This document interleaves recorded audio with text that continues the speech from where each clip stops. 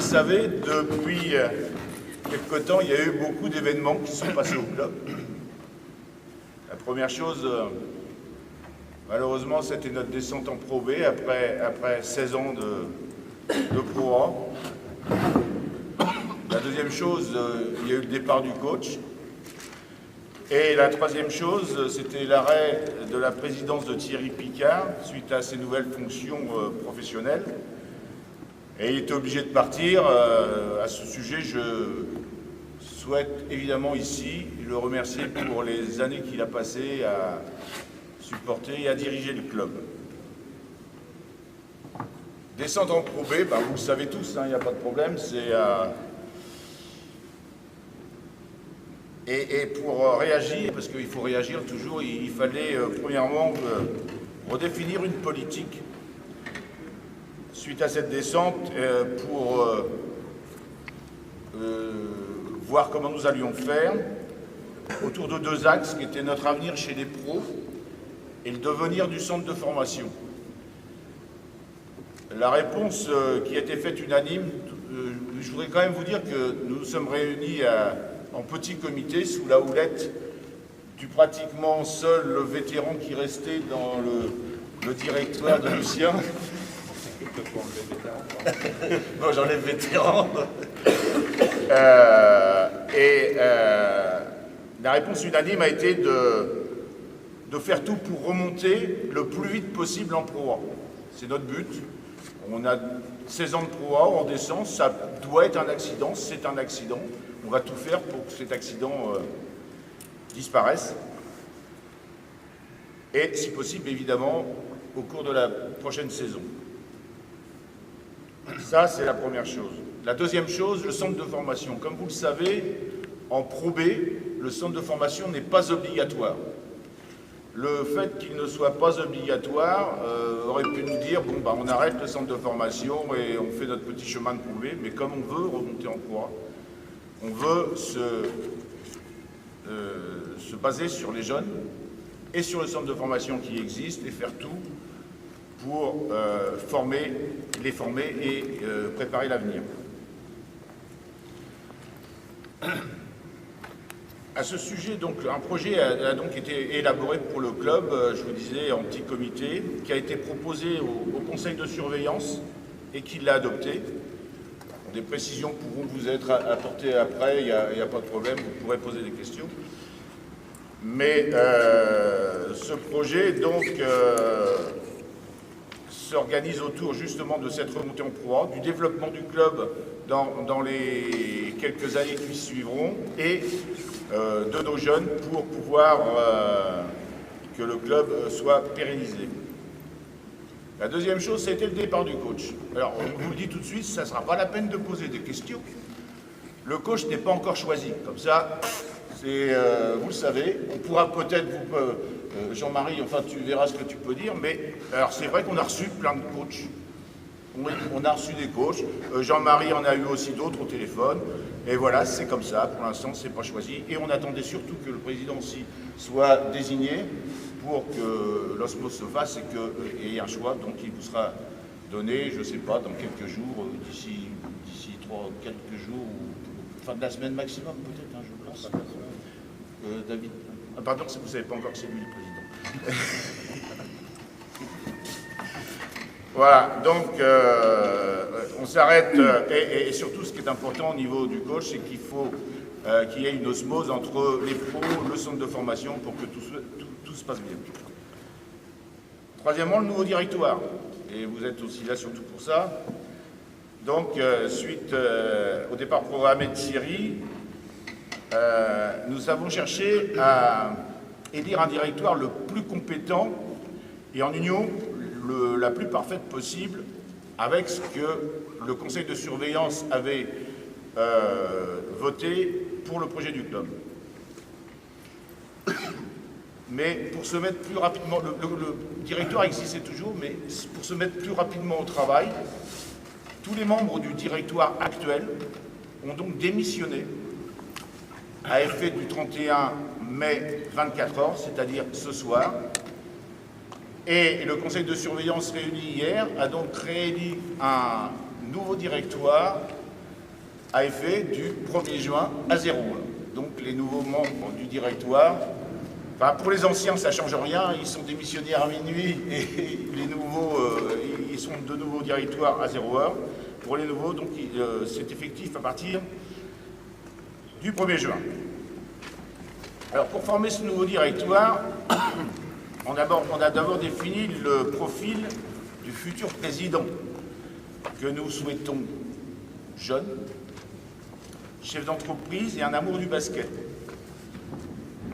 Alors vous allez voir, mais vous l'avez déjà vu puisque tout le monde le sait déjà, que je pense que le conseil de surveillance a fait le bon choix.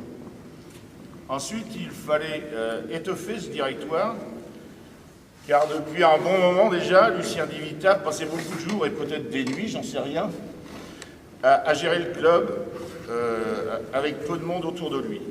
Je tiens à le remercier devant vous du travail qu'il a accompli. Il est donc bien évident que Lucien devait faire partie de ce nouveau directoire. Ses compétences en matière administrative, juridique et financière ne sont plus à démontrer. Lionel Demar, qui était également au directoire, déjà membre du précédent, donc reprendra sa place au sein du nouveau et s'occupera plus particulièrement de la communication. Je reste évidemment très très vague, puisque après ce sera plus mon rôle, et je passerai... Il y avait, au début du précédent directoire, un membre qui était plus particulièrement chargé du sportif, et qui s'appelait Emmanuel Lorenz, que beaucoup connaissent, qui était un de nos anciens joueurs. Son poste n'avait pas été remplacé. Une commission sportive avait bien été créée, mais le poste n'avait pas été remplacé. Donc, je vous présente Jean-Marie Digabel, que vous connaissez beaucoup tous, puisque ça fait très longtemps qu'il est au club, très ancien, responsable de la formation déjà, et déjà membre de la commission sportive. Il va donc intégrer le directoire, plus particulièrement pour les questions sportives. De nouvelles personnes qui sont déjà connues de nos partenaires, puisqu'ils sont eux-mêmes partenaires, sont donc élus au directoire. Tout d'abord, je présenterai Édouard Morlot, à ma droite, qui est directeur général d'une entreprise immobilière qui s'appelle Connue au Havre, Julien et Alix, et qui remplacera Benoît Alexandre, particulièrement au marketing, qui, lui, Benoît Alexandre, était au directoire aussi. Enfin, le choix du président. Et là, c'est un scoop, puisque c'est paru nulle part encore. C'est porté donc sur David Gambier, directeur général d'Etares, qui est une société de retraitement des déchets, je dis bien, c'est ça, et qui remplacera donc dès demain, à 0 heure, Thierry Picard. David, comme tous les autres membres, ont bien évidemment adhéré au projet qu'on leur a montré avant de les élire. Avant de passer la parole pour qu'ils se présentent et répondent à vos éventuelles questions, je vous rappelle donc la composition du nouveau directoire. Le président, donc David Gambier, et les 4 autres membres du directoire, Lucien Divita, Lionel Demar, Jean-Marie Digabel et Édouard Morlot. Je vous informe qu'ils ont tous été élus par le conseil de surveillance à l'unanimité. Je leur souhaite beaucoup de courage, de volonté pour défendre et porter haut les couleurs de notre club Sainto. Je vous remercie de votre attention. Et maintenant, je vais d'abord passer la parole à David. Merci. Commencer par les présentations. Donc, David Gambier, je pense que Jacques a déjà une... J'ai juste dit ton nom. Oui. Voilà. Donc, juste pour les présentations, donc, mon épouse est institutrice, j'ai 4 enfants. C'est important pour moi l'esprit de famille et la construction, je dirais, l'esprit d'équipe qu'il peut y avoir autour de ça. Donc je dirige la société Etares depuis maintenant 4 ans sur le Havre et je suis partenaire du STB depuis un peu plus de 2 ans. Donc, lorsqu'on nous a proposé de rejoindre le directoire, effectivement, on a étudié avec attention le projet stratégique qui nous avait été communiqué, hein, qui fait quelques dizaines de pages, et on a tout à fait adhéré à son contenu. C'est pour ça qu'on a, je pense, et les uns et les autres, décidé d'adhérer et de rejoindre ce directoire. On aura à cœur toute cette saison pour faire plaisir à Lucien et parce qu'on en a besoin, d'assurer l'équilibre financier du club, parce que c'est important. On finit les saisons un peu difficilement, et Lucien nous a rappelé à bon escient que c'était pas une gestion normale. Hein, donc on va s'attacher à remettre de l'ordre, de rééquilibrer tout ça. Et bien sûr, retrouver le plus rapidement possible, et dès l'année prochaine, à notre objectif principal sur celui-là, de retourner en Pro A. Donc là-dessus, il a été défini par le conseil de surveillance, et nous allons l'appliquer. Je dirais 7 axes principaux. Le premier, ça va être d'assurer la pérennité déjà du club, à savoir boucler le bilan 2015. Lucien, je crois qu'il nous manque encore un petit peu. Hein, on a jusqu'au 30 juin. On a jusqu'à 30 juin pour boucler, donc on fera un appel à nos partenaires préférés. Donc ce qu'on voudrait au niveau de la gouvernance, c'est ce qu'on nous a demandé, c'est un engagement fort, et les anciens nous ont demandé de consacrer du temps à ce club pour apporter des idées et participer et le faire avancer. Donc ça, je pense qu'on a tous pris cet engagement, mais au travers du directoire, c'est aussi le conseil de surveillance qui va s'impliquer. Et dès hier, on a discuté aussi que le conseil de surveillance, je dirais, c'est aussi tous les bénévoles, les salariés, tous les gens qui veulent s'impliquer dans le club sont les bienvenus pour nous rejoindre et pour travailler et faire progresser le club. Le troisième axe, et pas les moindres, c'est la fonction marketing. Je me dirige vers Hervé et Édouard, puisque c'est Édouard qui m'a assigné cette tâche.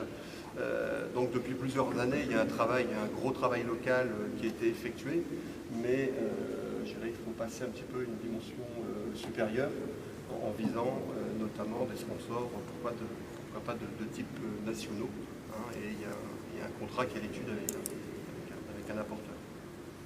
On va retravailler aussi l'offre qui sera proposée au public, au VIP, hein, on diversifie un petit peu tout ça, et puis pourquoi pas imaginer des relais de croissance sur d'autres propositions qui pourraient être faites. On avait remarqué aussi, il était souligné par le conseil de surveillance, qu'il y avait un défaut de communication et d'animation. Cette fonction va être confiée à Lionel, avec l'objectif de développer, je dirais, que Sainto ne soit pas connu, mais essayer d'augmenter notre rayonnement au niveau du public. Il va y avoir des projets de refonte de sites internet et créer des activités multiculturelles, à savoir faire tourner autour du basket d'autres animations et d'autres peut-être sensibilités. Il paraît aussi important qu'un grand club comme Sainto garde cette politique sportive. C'est pour ça que l'accent est mis très très fort sur le centre de formation, hein, et c'est une des raisons aussi pourquoi Jean-Marie nous rejoint. Il est vraiment important de garder cette qualité du centre de formation qui est aujourd'hui reconnu, qui a un rôle aussi d'ascenseur social, et qui a aussi notre fonction, c'est tous les jeunes qui sont formés à Sainto d'alimenter, et aussi ils ont, je dirais, une fierté, à Sainto, dire que tous les jeunes qui sont formés au centre passent aussi le baccalauréat avec succès, hein, et peuvent continuer leurs études. Comment ? Depuis 16 ans, dans cette matrice. Après, c'est, je dirais, d'avoir un projet social qui tourne autour du club. Hein. Il y a forcément l'activité professionnelle, mais il y a tout ce qui est autour du social. Et donc, c'est démontrer, je dirais, aller vers les autres, pouvoir déplacer le club pro peut-être vers des animations sur des clubs, je dirais, plus amateurs, et puis prôner les valeurs de notre sport, hein, qui sont une éthique sportive, un respect de l'autre, des valeurs liées à la santé et à l'éducation. Donc voilà, j'arrêterai pour aujourd'hui. Hein, de toute façon, on va se mettre au travail au niveau du directoire dès vendredi, hein, pour pour définir les points prioritaires dont le coach fait partie, pour rien vous cacher. Et on ne manquera pas de vous informer s'il y a une évolution à ce sujet. Je vous remercie. Donc Edouard Morlot, partenaire depuis quelques années au STB. Je dirais dans mes jeunes années, un certain Claude Turc m'a montré le goût du basket et c'est comme ça que j'ai connu Saint-Thomas, il y a très longtemps. Mais j'en ai gardé des racines et c'est peut-être pour ça que je suis à nouveau là ce soir. Donc une grande volonté effectivement de soutenir ce club, d'apporter effectivement toutes ces valeurs marketing, parce qu'aujourd'hui sans partenaires, je dirais public et privé, le club n'existerait pas. Donc ça, il y a beaucoup d'importance aujourd'hui d'assurer effectivement cette pérennité et de maintenir effectivement ses partenaires et de continuer à développer ses partenaires, comme disait David, peut-être à l'échelon un peu plus national, de travailler effectivement voilà, avec les permanents